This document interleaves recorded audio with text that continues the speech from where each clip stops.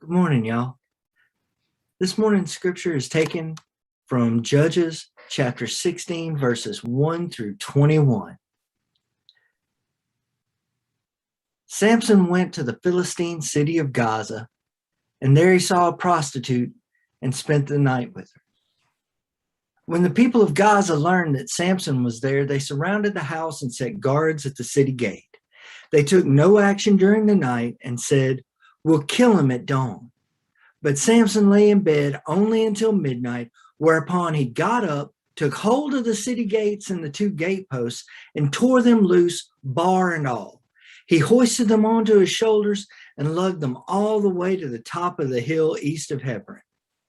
Sometime later, Samson fell in love with a Philistine woman from the Sorek Valley, whose name was Delilah. The chiefs of the 5 Philistine cities went to her and said, "Coax him so he'll tell you what makes him so strong. With that information, we can overpower him, tie him up, and humiliate him. Each one of us will give you 1,100 shekels of silver." So Delilah said to Samson, "Tell me, what is the source of your great strength? Could anyone tie you up or make you helpless?" Samson replied, "If I were restrained with 7 bowstrings, fresh ones, not dried, then I would be as weak as anyone else." The Philistine chiefs brought Delilah 7 fresh bowstrings, not yet dried, and she tied Samson with them. With an ambush waiting in a room, she cried out, "Samson, the Philistines are upon you." In a flash, he snapped the bowstrings as easily as a piece of string snaps when it is lighted by a flame. So the secret of his strength remained unknown. Then Delilah said to Samson, "You fooled me. You lied to me. This time, really tell me how you can be bound." And he said, "If I'm restrained by a new rope, never used before, I will be as weak as anyone else." So Delilah took new rope and bound him with it. Then she called out, "Samson, the Philistines are upon you." In a flash, he snapped the ropes as if they were thread. Then Delilah said to Samson, "You've been fooling me all along and lying to me. Tell me how you can be bound." And he replied, "If you took 7 locks of my hair and wove them into the fabric of a loom and fastened it with a peg, I would be as weak as anyone else." And as he slept, Delilah took 7 locks of his hair and wove them into the fabric and tightened them with a pin. Again, she called out, "Samson, the Philistines are upon you." He woke up and pulled out the peg, the loom, and the fabric, and then she pleaded with him, "How can you say you love me when you won't take me into your confidence? This is the 3rd time you've deceived me, and you still won't tell me the secret of your great strength." She pressed him night and day, haranguing him relentlessly until he grew sick to death of her nagging. So he told her a secret. "No razor has touched my head, for I am a Nazarite, consecrated to God from the day of my birth. If my head were shaved, I would lose all my strength and be no stronger than anyone else." Delilah realized she had finally learned Samson's secret. She notified the rulers of the Philistines. They came quickly and brought the money with them. She lulled Samson to sleep on her lap and then summoned a Philistine to shave off the 7 locks of his hair. Then she called out, "Samson, the Philistines are upon you." He woke up and thought, "I'll get out of here as before," but he did not realize that the one who is had abandoned him. The Philistines quickly captured him. Then they gouged out his eyes. They took him down to Gaza, and he was bound with bronze shackles, and he was put to work grinding grain in the prison. But though his hair had been shaved off, it was now beginning to grow back. Ancient words from our tradition for our present day understanding. Good morning. That's a pretty good Halloween story, I think. We're doing a series this month on scary stories of the Bible. And Reverend Peggy Stoll was the one who suggested that if you want scary stories, you can look at how women are treated in the Bible. And I think that's very true. So we're going to be looking at Delilah today, Samson and Delilah. And as always, when people wrote scripture, it's really important to realize it wasn't preachers and priests who wrote scripture. Scripture was written by poets, and poets can be tricky.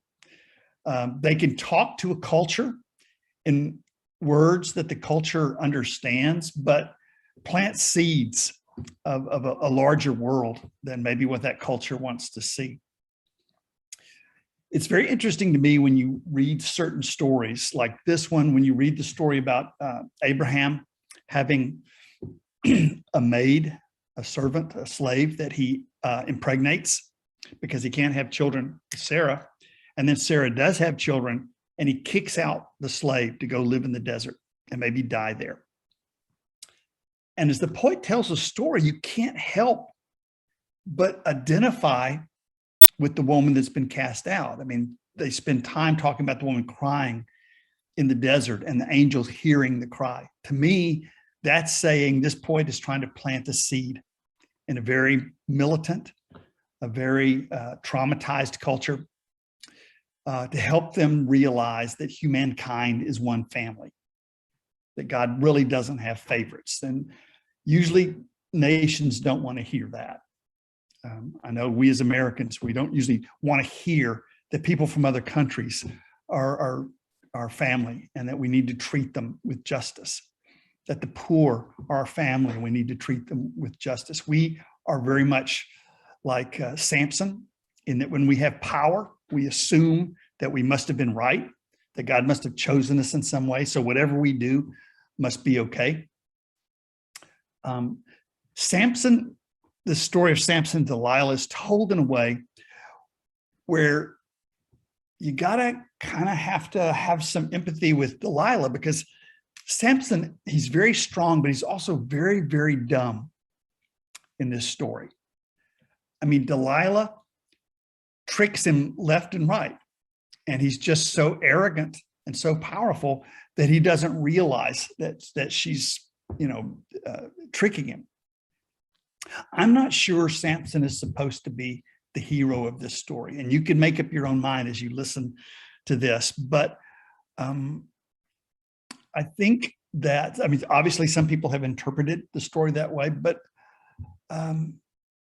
if Samson is the hero of the story, I'm not really sure what we're learning from the story. Is it you shouldn't trust women?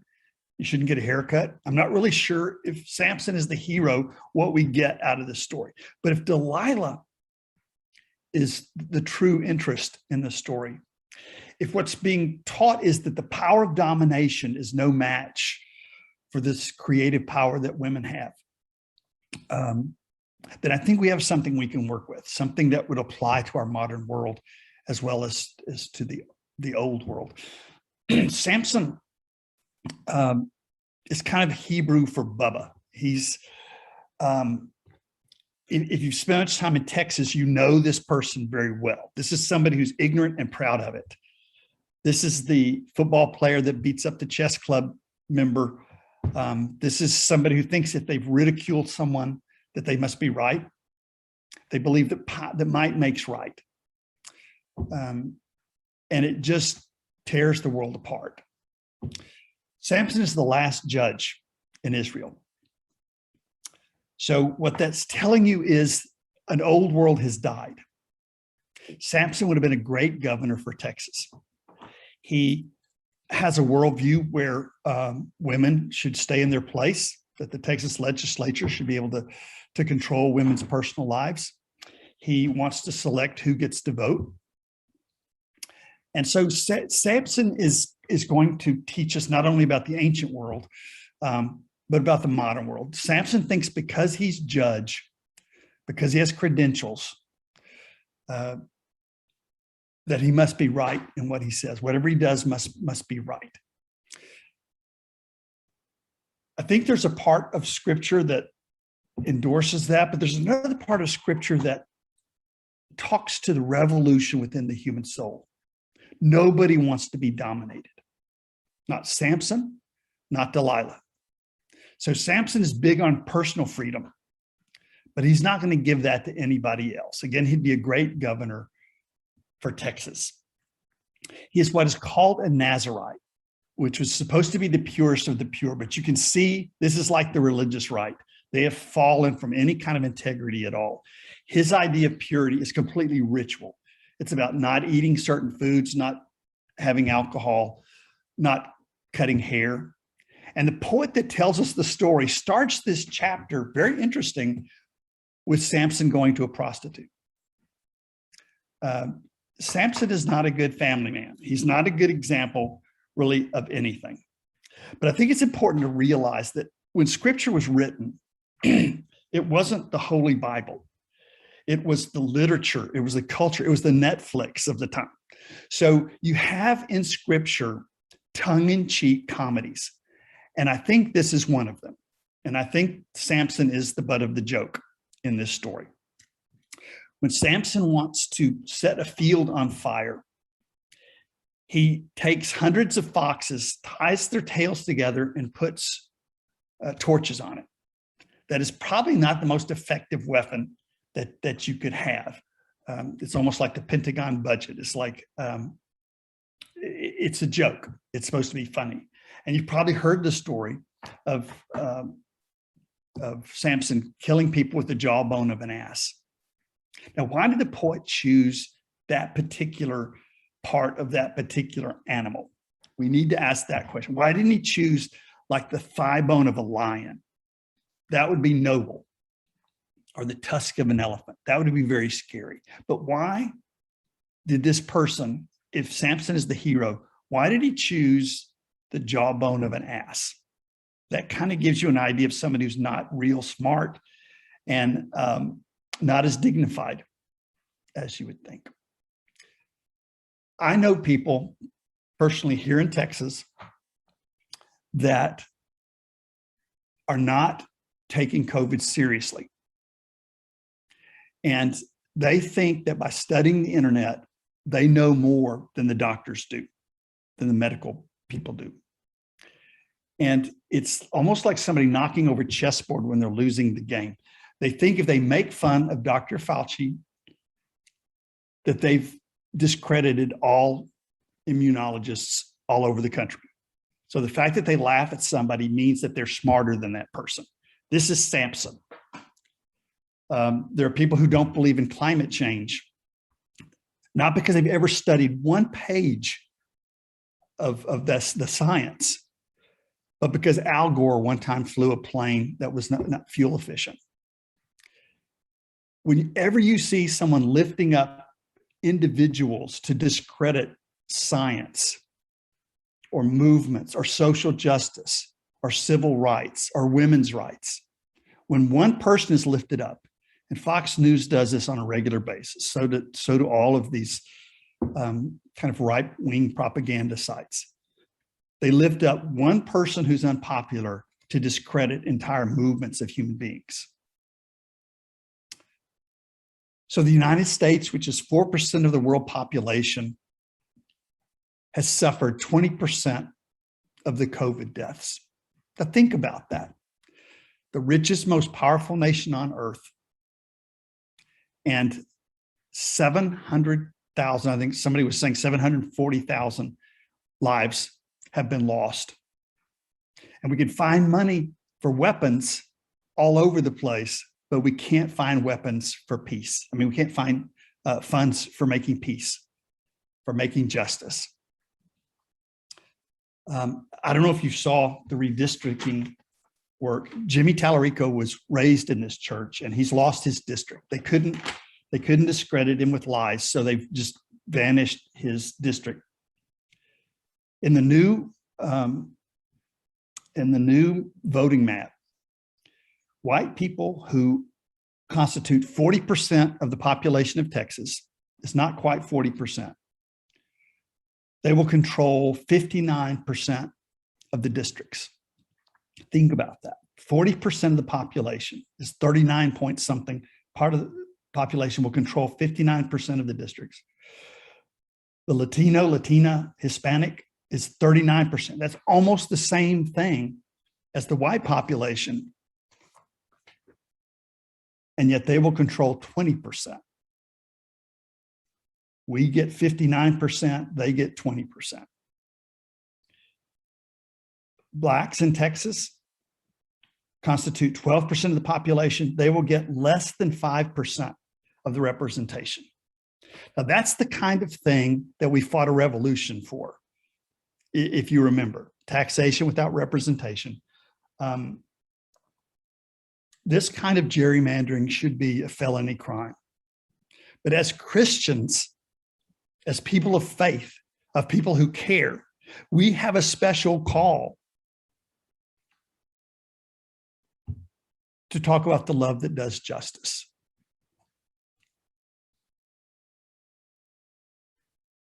If Samson is the hero of the story, again, I'm not really sure what the lesson is. Don't get haircuts. If you go to a prostitute, get a lookout. I mean, he's just not a good example. There's no way, shape, or form. He may be a good Israelite. He may be an official. He may have credentials. He may be powerful, the most powerful person in the world. But he's not a very good human being. And the end of his story is that he destroys himself, his family, along with his enemies. But Delilah is a completely different story. And I think that's where the hope of the story is. This is a story that warns us, if we believe in power, that might makes right. It warns us. But if we are under the foot of power, if we are being mistreated, if we are being oppressed, it tells us there is hope. It reminds us there's a different kind of power. Bell Hooks is one of my favorite feminists. She says, feminist politics aims to end domination, to free us to be who we are, to live lives where we love justice, where we can live in peace. Feminism is for everyone. See, the role of so many of these human rights movements is not for women to control men, for blacks to be better than whites, for the poor not to have to work. It's about justice. It's about recognizing that everybody is our human family and that we should care for each other.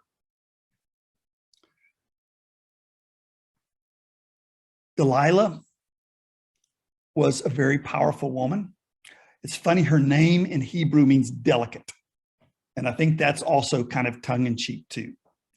It's down here in the South, we call these steel magnolias. Those are women who are very nice, very polite, but they are not to be messed with. And I believe the women of Texas are not to be messed with. And I think that people will learn that down the road. Women will not forget who tried to steal their constitutional rights. I've been so fortunate to be able to spend some time with Ann Richards, Molly Ivins, our own Eileen Dunn, who was here, this powerful women who are gentle, but it's a very powerful, revolutionary kind of love. Delilah was a Philistine. She wasn't an Israelite. She owed nothing to Samson. Samson, who was killing her people. She had every right to resist him, just as women today have every right to resist the sexist policies that are being imposed on them. People of color have every right to throw off the shackles. If you treat people unjustly and you think that's okay because you have power over them, this story is a warning. They owe nothing to you. They have no reason to obey your unfair laws. You may have won because you cheated, but as Martin Luther King used to say,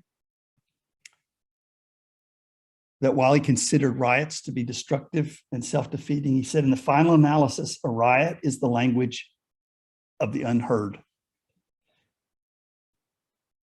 And what is it that America has failed to hear, he said? It has failed to hear the plight of the Negro poor has worsened over the last few years. It has failed to hear that the promise of freedom and justice has not been met. And it has failed to hear that the large segment of white society are more concerned about tranquility and the status quo than about justice, equality, and humanity. And so in a real sense, he said, our nation's summer of riots are caused by our nation's winters of delay. The human spirit, that revolutionary spirit, is in every person. No one deserves to be dominated, and no one should be surprised when people throw off the shackles of the modern day Samsons. Abigail Adams was the wife of Samuel Adams. I'm not Samuel Adams, John Adams, and the mother of John Quincy Adams. She wrote this after she realized that the Constitution wasn't going to include women in it. She said, if particular care and attention is not paid to the ladies, we are determined to foment a rebellion, and will not hold ourselves bound by any laws in which we have no voice or representation. That's Delilah. That is the power of the oppressed. And every oppressed group has it. And so those who defend the status quo, because it gives us wealth and power, should hear this as a warning. When we look out at America, and so many people are oppressed and they feel hopeless and they despair, to realize the sun is setting on white supremacy, nationalism, Christian theocracy. The true power is not violence or domination, but to give birth, to create a new future. Samson always seems invincible in his own time, but it's a serious mistake always to bet against Delilah. I want to close with a poem. I used to do some of the training at the Austin Rape Crisis Center on the cultural roots of rape. And one of the stories that one of the poems that I used to read, and I forgot about it. And then when I was working on this sermon, I realized probably this is what I stole the sermon idea from. So apologies to the poet, Carol E. Gregory. This is the love letter that Delilah is sending to Samson. It's called Love Letter. Dear Samson, I put your hair in a jar by the pear tree near the well. I've been thinking over what I had done, and I still don't think God gave you all that strength for you to kill my people. Well, these are my musings on this strange passage. We'll take a minute, 60 seconds for you to think about what this story is saying to you.